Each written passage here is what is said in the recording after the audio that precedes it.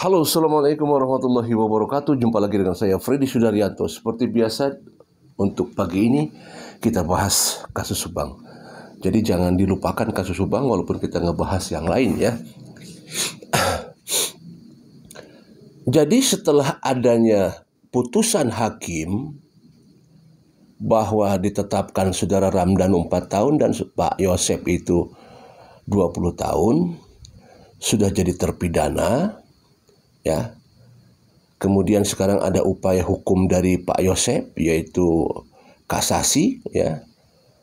Dan ada memori kasasi di sana. Nah, tentunya upaya hukum ini dilakukan adalah ada semacam ketidakpuasan lah dari hasil putusan. Seolah-olah kan demikian ya. Tidak puas dengan keputusan, baik itu putusan PN dan PT, bahwa Pak Yosep tetap pada detik ini, apakah benar apa tidak sampai detik ini, belum mengakui atau tidak akan mengakui bahwa yang bersangkutan memang terlibat di kasus ini. Keyakinan itu disertai juga dengan tim daripada Pak Yosep. Nah, sekarang begini, coba kita ini ya, kita coba membahas dari keyakinan dari Pak Yosep dan tim, bahwa meyakini bahwa Pak Yosep tidak terlibat, Pak Yosep tidak ada di TKP, termasuk juga Ibu Mimin tidak ada di TKP ya. Kita coba membahas ini segi ini saja.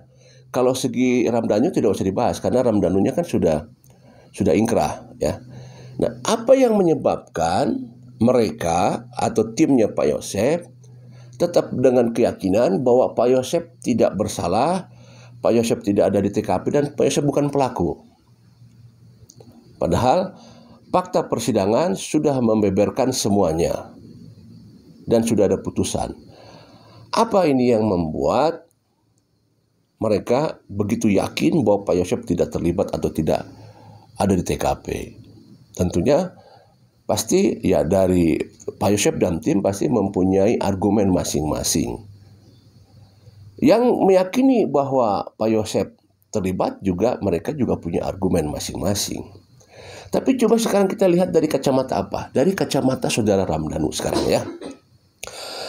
Bahwa saudara Ramdhanu menyebutkan Pak Yosep, Ibu Mimin, Abi, dan Arigi ada di sana.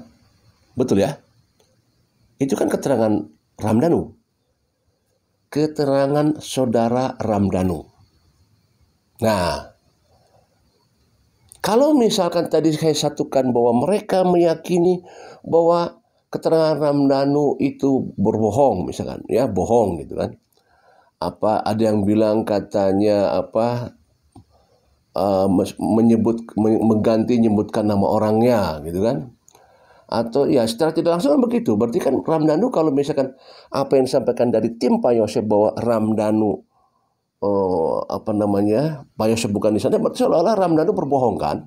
Secara logika demikian, bahwa Ramdhanu berbohong dong. Nah, sekarang kita tanya sama Ramdhanu atau misalkan dari timnya Pak Yosep, untuk keperluan apa saudara Ramdhanu berbohong? Untuk keperluan apa saudara Ramdhanu menyebutkan Pak Yosep pelaku utamanya? Coba kita kesampingkan dulu masalah hukum sekarang ya. Kita kesampingkan dulu masalah hukum. Kita berpikir secara logika sekarang. Ramdhanu menyebutkan nama Pak Yosep langsung sebagai pelaku utama di sana yang melakukan eksekusi. Apa kepentingannya Ramdhanu kalau Ramdhanu berbohong? Menyebutkan bukan sebagai maling ayam, menyebutkan bukan sebagai mencuri permen, tetapi menyebutkan sebagai pelaku pengeksekusian 2 nyawa wanita. Dan 2 nyawa wanita ini adalah orang yang memang dekat dengan Pak Yosep. Kepentingan apa saudara Ramdhanu untuk bisa berbohong? Mari kita berpikir secara logika lagi, berpikir secara logika. Apa kepentingan Ramdhanu? Hei, penuh resiko loh. Penuh resiko. Ramdhanu mengatakan Pak Yosef sebagai pelaku utama. Ya, untuk kalau misalkan Ramdhanu mau berbohong nih ya, gua mau nyebutkan orang katanya yang bilang katanya, oh Ramdhanu takut terlibat sendirian, takut takut nanti hukumannya berat jadi membawa orang lain. Hai, kenapa mesti harus Pak Yosef yang disebutkannya? Kenapa Ramdhanu nggak menyebutkan Wahyu? Kenapa Ramdhanu tidak menyebutkan Yoris? Kenapa Ramdhanu tidak menyebutkan Opik? Kenapa Ramdhanu tidak menyebutkan Dedi FN? Kenapa Ramdhanu tidak menyebutkan siapa? Dede? Kenapa tidak menyebutkan Nopi? Kenapa tidak menyebutkan Angger? Tapi yang disebutkan adalah Yosef. Ya, yang disebutkan namanya Pak Yosef di sana. Kalau dia berbohong, si Ramdhanu ini berbohong nih. Yang kata mereka katanya si Ramdhanu berbohong. Apa kepentingannya Ramdhanu coba menyebutkan nama Yosef? Ada kepentingan apa? Penuh resiko loh itu menyebutkan nama Pak Yosef. Ya, coba kalau anda yang tahu kehidupan di Jalan Cagak ya, bagaimana kehidupan Pak Yosef, keluarga Pak Yosef, keluarga besar Pak Yosef di lingkungannya. Kalau Anda yang dekat ya, yang tahu. Pak Yosef itu bukan orang sembarangan. Keluarga Pak Yosef, Pak Mulyana, mereka tuh orang-orang penting di daerahnya. Ya, Pak Yosef, Pak Mulyana. Mereka itu bergerak di politik. Lingkarannya, atmosfernya, linknya, orang-orang penting loh. Pak Yosef dekat dengan pejabat-pejabat Subang. Pak Yosef dekat dengan para petinggi, baik TNI maupun Polri. Kenapa? Beliau pelatih di golf. Orang-orang Pamen semua sana, Pati juga ada. Bukan ojek-ejek Pak Yosef itu. Ya. Di LSM, dia dikenal di LSM. Kenapa Bang Fred tahu? Ya karena saya orang Ciater. Banyak orang-orang saya, banyak saudara-saudara saya di Ciater. Mang saya, uak saya di Ciater. Termasuk orang tua saya juga dulu kan di Ciater tinggalnya. Dan saya sering ke Ciater. Hampir tiap bulan juga saya ke Ciater.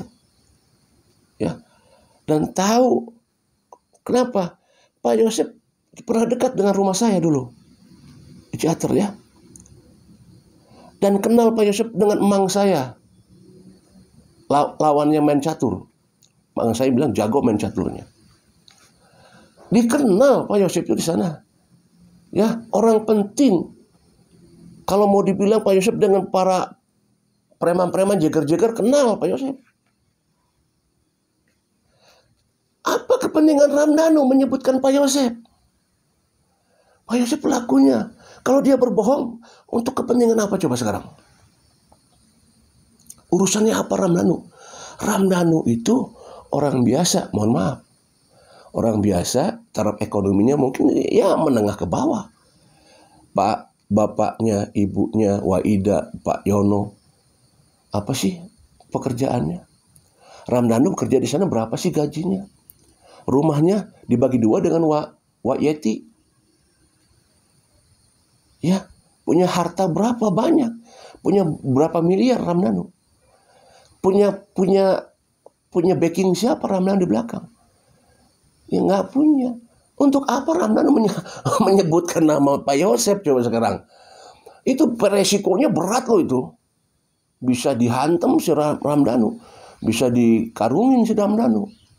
Ya. Bisa dikarungin, bisa dihilangkan, bisa diculik. Bisa saja. Karena Ramdhanu nggak punya siapa-siapa. Jalan Cagak diketahui rumahnya ada di situ di depan polsek. Ya, Ramdhanu kenal dengan Pak Yosef dengan Ramdhanu ya satu-satu di pekerjaan, satu lingkungan. Kalau dia berbohong nyebutin nama Pak Yosef, Kan mungkin Pak Yosef dia akan marah tuh di tengah. Nong-nong na dikitu dijedotkeun ke Pak Yosef paling. Ari sia ngomong abang lidah tidak bertulang. Cek Pak Yosef mana gitu. Ngomong sangan dewek nyebutkan aing pelaku kan gitu. Kan ke Pak Yosef. Ya. Apakah memang betul Ramdhanu berbohong menyebutin nama Pak Yosef? Coba kita berpikir secara logika saja. Kepentingan apa Ramdhanu menyebutkan Pak Yosef kalau dia berbohong? Ya. Kenapa Ramdhanu kok nggak mau menyebutkan dari awal? Ya tahu siapa Pak Yosef. Ramdhanu tahu siapa Pak Yosef. Orang penting, orang pengaruh di lingkungannya, orang yang punya linknya kuat di daerah Jalan Cagak. Ya, pasti Ramdhanu takut lah. Apalagi kalau kita lihat di reka adegan, di rekonstruksi, Pak Yosef dalam satu adegan itu, ada adegan keberapa mengatakan, awas ulah bocor. Ya, kan itu kan suatu, kalau dibilang awas ulah bocor, berarti kan sudah penegasan itu kan, awas ulah bocor, itu direkonstruksi. Ya pastilah takut Ramdhanu untuk membocorkan. Kenapa lama? Ya karena dia takut Ramdhanunya. Karena tahu siapa Pak Yosef kan. Orang yang berpengaruh gitu loh. Orang yang punya pengaruh kuat. Kenal dengan para pejabat. Ya, dengan para petinggi-petinggi. Kenal. Ramdhanu pasti takut lah. Ya, akhirnya pada suatu ada saatnya dia untuk menceritakan, ya mungkin ada kenyamanan di saudara Ramdhanu. Ada ketenangan, ada keyakinan, ada keamanan, ada keyakinan, ini timingnya untuk membuka. Artinya Ramdhanu sudah ketenangan, kalau saya buka saya aman, orang tua saya aman, nah, gitu kan. Jadi kenapa nggak dari awal? Ya karena takut Ramdhanu. Ya, sekali lagi kita coba berpikir logika saja. Ya ini saya tidak mengajak yang lain, silakan, saya mencoba berpikir logika aja. Ramdhanu ngapain coba kalau berbohong itu ya, menyebutkan. Kalau mau berbohong mah jangan nyebutin Pak Yosef atuh. Ya, nyebutin yang orang yang tidak punya pengaruh, misalkan Wahyu gitu ya. Nyebutin misalkan DDFN ya, Kosasih gitu, Taufik, sebutin itu pelaku utamanya gitu kan. Yang nanti tidak akan berpengaruh maksudnya tidak akan punya ini. Tapi kan kalau nyebutkan nama Pak Yosef itu kan bukan sembarangan. Pak Yosef bukan orang sembarangan, dia orang berpengaruh di lingkungannya. Nah, seperti itu. Jadi, kalau saya punya keyakinan bahwa apa yang disampaikan Ramdhanu adalah kebenaran, ya.